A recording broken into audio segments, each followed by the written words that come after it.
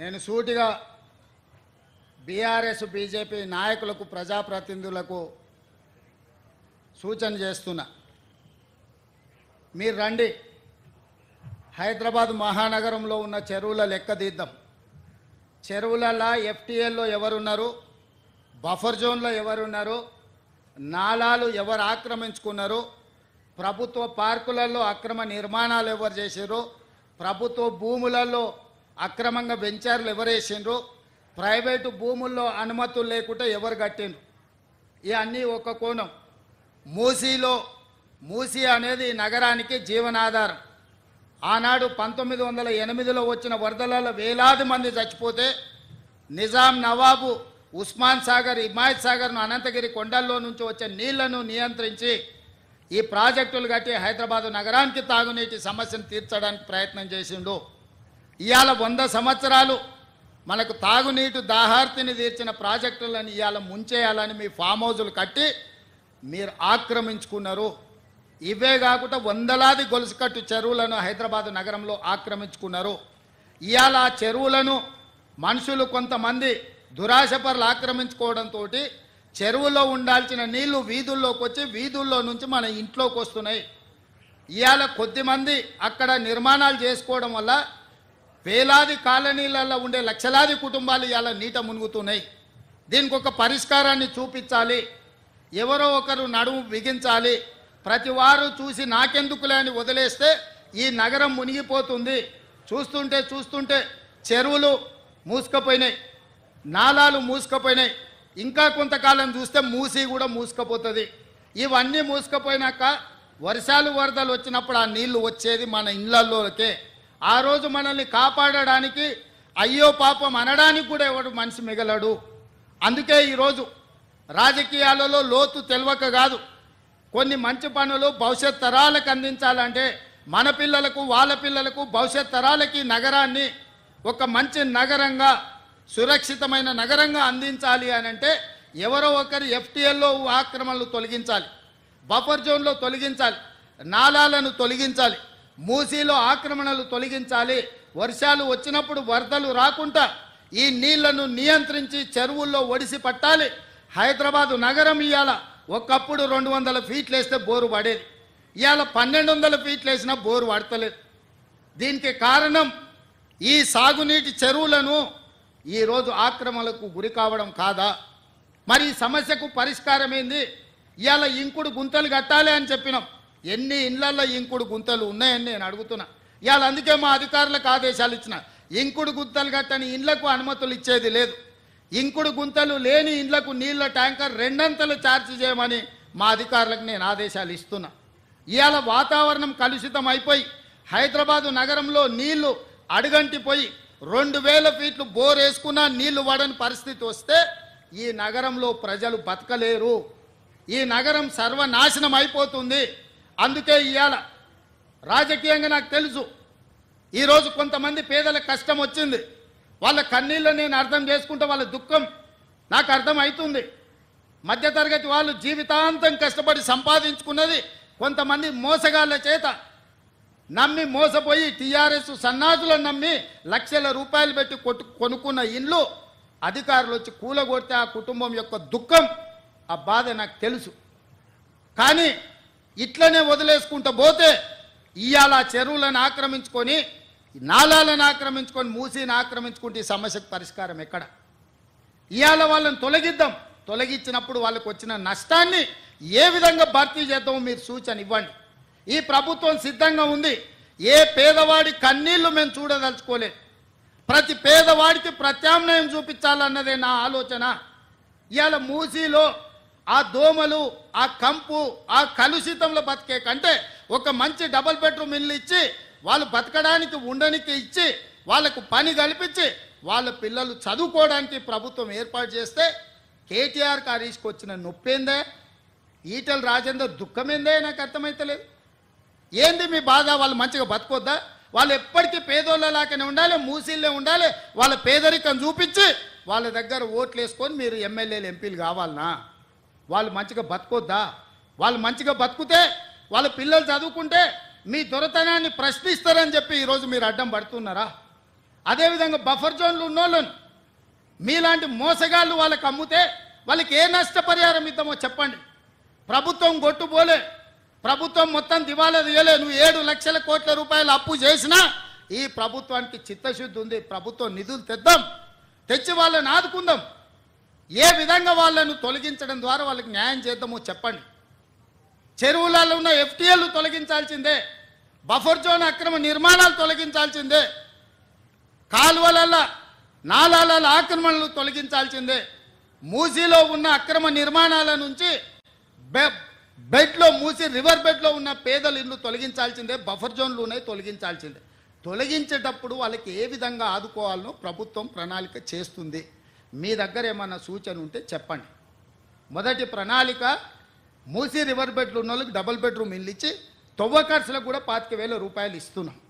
ఎప్పుడన్నా మీరు ఆలోచన చేసిండ్రా పేదోనికి ఇల్లు ఇవ్వాలి, పేదోని ఆత్మగౌరవంతో బతికేటట్టు చూడాలని? ఈ పనులు చేసేటప్పుడు పేదలకు వచ్చింది బాధ, నాకు కూడా బాధ ఉంది, నాకు కూడా చాలా బాధ అనిపించింది సోషల్ మీడియాలో, లేకపోతే కొంతమంది వాళ్ళ బాధ వెలుబుచ్చుతున్నప్పుడు. కానీ వాళ్ళని ఆదుకుందాం, ఏ విధంగా ఆదుకుందాం మీరు చెప్పండి. ప్రత్యామ్నాయం చెప్పండి. మీరు ప్రతిపక్షాలు అంటున్నారు కదా, 10 ఏళ్ళు పాలించడం అంటున్నారు కదా, పరిపాలన అనుభవం ఉందంటున్నారు కదా, మీ 10 ఏళ్ల పరిపాలన దోపిడీకే పనికొస్తుందా? ప్రజలకు పేదలకు సంక్షేమం అమలు చేయడానికి పనికిరాదా? రాజేందర్ గారు నరేంద్ర మోడీ గారిని అడగండి, ఈ పేదలను ఎట్లా ఆదుకుందామో నిధులు తెద్దాం. మాకేం అభ్యంతరం లేదు, పిలువు మీ కిషన్ రెడ్డిని, బండి సంజయ్ గారిని, నువ్వే లీడ్ చేయి, నువ్వే ముందు ఉండు, మేము నీ వెనకాల నించుంటాం. 10 ఏళ్ళు మంత్రిగా చేసినావు కదా రాజేందర్ గారు, రాష్ట్రంలో నీకు అనుభవం ఉంది కదా, ఈరోజు ఎంపీ కదా, మీ నాయకుడు నరేంద్ర మోడీ ప్రధానమంత్రిగా ఉన్నాడు కదా, నువ్వే మా ముందు వరుసలు నిలబడి మేము మీ వెనకాల ఉంటాం. నా మొత్తం మంత్రివర్గాన్ని తీసుకొని వెనకాల వస్తాం, మోడీ దగ్గరికి పోదాంపా, ఓ 25,000 కోట్ల రూపాయలు ఇప్పి. ఎవరు వద్దన్నారు? లేదు, ప్రభుత్వం ఏం చేయాలనో చెప్పు. ఇల్లు లేని పేదవాడికి ఇల్లు ఇవ్వడం నేరమా? వాళ్ళ పిల్లలకు చదువు చెప్పించడం నేరమా? వాళ్ళ ఇల్లు తరలించడానికి 25,000 రూపాయలు వాళ్ళకి తోవ ఖర్చులకు ఇవ్వడం నేరమా? అవి చేస్తుంటే మీరు ఎందుకు అడ్డం పడుతుర్రు? బఫర్ జోన్లు ఉన్న వాళ్ళకి కూడా ఒకవేళ 2 అంతస్తులు ఇల్లు ఉంటే వాళ్ళ నష్టపరిహారం ఏం చేద్దామో చెప్పండి. మీరు వాళ్ళని తొలగించొద్దు. వాళ్ళ జీవితాలు ఎప్పుడు మూసిల్నే ఉండాలి, ఆ మురికిలోనే మునిగిపోవాలి, ఆ మురుగులోనే చచ్చిపోవాలనా? కింద నల్లగొండ జిల్లా ఎల్బీ నగరు, మహేశ్వరము, ఇబ్రాహీంపట్నము, మునుగోడు, తుంగతుర్తి, నకరేకల్లు, భువనగిరి, ఆలేరు, ఇవన్నీ మూసీ ప్రాజెక్టు కింద 40,000 ఎకరాల ఆయకట్టు ఉంది. ఇక్కడి నుంచి అక్కడికి మురుగునీళ్ళు పోయి ఒక పక్కన ఫ్లోరైడ్, రెండో పక్కన మూసి మురికి నల్గొండ జిల్లా ప్రజలు బతకలేని పరిస్థితిలో ఉంటే ఆ నల్గొండను ప్రక్షాళన చేయడానికి ఈరోజు ఒక ప్రయత్నం చేస్తుంటే దాన్ని అడ్డుకుంటారు. రేపు పొద్దుగాల ఏ మోకం పెట్టుకొని నల్గొండలు తిరుగుతావు కేటీఆర్? నువ్వు నల్గొండల కాలు పెట్టు, పో. ఈరోజు భువనగిరో, ఆలేరో, నకరేకల్లో పోయిరాపో, ఒకసారి పోయి వస్తే నీకు హరీష్ రావుకి అక్కడ ఏముందో పరిస్థితి తెలుస్తుంది. మూసి మురుగుతోనే అక్కడ పంటలు ఎట్లా కలుషితమవుతుందో పోదంపా. అక్కడ నీళ్లు తాగి పశువులు చచ్చిపోతున్నాయి, అక్కడ పాలు కూరగాయలు కూడా తినలేని పరిస్థితి ఉన్నాయి. ఆకు కూరలు కూడా ఈ కలుషితమైన నీళ్ళ వల్ల ఎంత కాలుష్యం వచ్చి ఎంత విషంగా మారిందో నల్గొండ జిల్లా. ఈరోజు వాళ్ళు విషం దిగమింగుకొని నల్గొండ ప్రజలు బతుకుతున్నారు. ఇవాళ విషాన్ని దిగమింగుతున్నది నల్గొండ. ఆ నల్గొండను బాగు చేయడాలంటే మూసి ప్రక్షాళన చెయ్యాలి. ఆ మూసిని బాగు చేద్దామని మేమంటే మీరు అడ్డం పడుతున్నారు. అంటే నల్గొండ ప్రజలు సావాల్సిందేనా శాశ్వతంగా? ఒక పక్కన ఫ్లోరైడ్ ప్రాబ్లము, రెండో పక్కన మూసి కలుషితము, ఈ రెండింటితో నల్గొండను చంపేద్దామా? ఇదేనా మీ కోరిక? మీకు ఓట్లు వేయలేదు, నల్గొండలో ఒక సీటు గెలవకపోతే నల్గొండ ప్రజల్ని చంపేద్దామని స్కీమ్లు వేస్తారా బామార్దులు కలిసి అని నేను అడుగుతున్నా. ఇవాళ గతంలో మీరు మాట్లాడిన ప్రజలు సోషల్ మీడియాలో పెడతలేరా? మూసీ గురించి మీరు మాట్లాడలే, అసెంబ్లీలో మీరు మాట్లాడలే, ఆక్రమణల గురించి మీరు మాట్లాడలే. మీరు శాతగానోళ్ళు కాబట్టి మీరు ఒక్క పని చేయలే. ఈ ప్రభుత్వం కొంచెం రాజకీయంగా ఇబ్బంది వచ్చినా ఒక మంచి కార్యక్రమం చేయాలని ముందుకు వస్తున్నాం. దీన్ని ఏ విధంగా ముందుకు తీసుకెళ్తామో మీరు సలహా సూచనలు చేయండి. అంతే తప్ప కిరాయి మూకలు నెంబడేసుకొని మేము అడ్డగోలుగా మాట్లాడతాం, మేము అడ్డుకుంటామంటే ప్రతి ఒక్కడు బుల్డోజర్ నా మీద నుంచి పోవాలి, బుల్డోజర్ నా మీద నుంచి పోవాలంట. ఎన్ని బుల్డోజర్లు కొనాలన్నా నేను? హరీష్ కోటి కొనాలంట, రాజేందర్ కోటి కొనాలంట, కేటీఆర్ కోటి కొనాలంట. నెత్తి మీద జుట్టు లేని వాళ్ళు కూడా చాలా మంది బుల్డోజర్ నా మీద నుంచి ఫస్ట్ పోవాలంటారు. ఎన్ని బుల్డోజర్లు కొనాలి వీళ్ళ కోసము? ప్రభుత్వం దగ్గర అంత ఏడుంది? అప్పులు చేసిపోయింది కేసీఆర్. వీళ్ళందరి కోసం బుల్డోజర్లు కొనాలంటే లేవు, బుల్డోజర్లు కొనం. మీలాంటి సన్నాసుల కోసం బుల్డోజర్లు అవసరమా? దారుణమే పిచ్చుకుక్క గరిస్తే కూడా సస్తారు మీరు. మీ గురించి నేను ఆలోచన చేయాల్సిన అవసరం ఉందా? కాబట్టి మిత్రులారా, నేను ఇక్కడ ఉండే అధికారుల నుంచి శ్రేణుల వరకు ఒకటే మాట, ఒక మంచి సంకల్పంతో చిత్తశుద్ధితో ఈ కార్యక్రమాన్ని తీసుకున్నాం. రాజకీయంగా నాకు తెలుసు కొంత నష్టం కొంత కష్టం ఉంటుంది. రాజకీయాల కోసం ఈ ప్రాజెక్టును చేపట్టలేదు.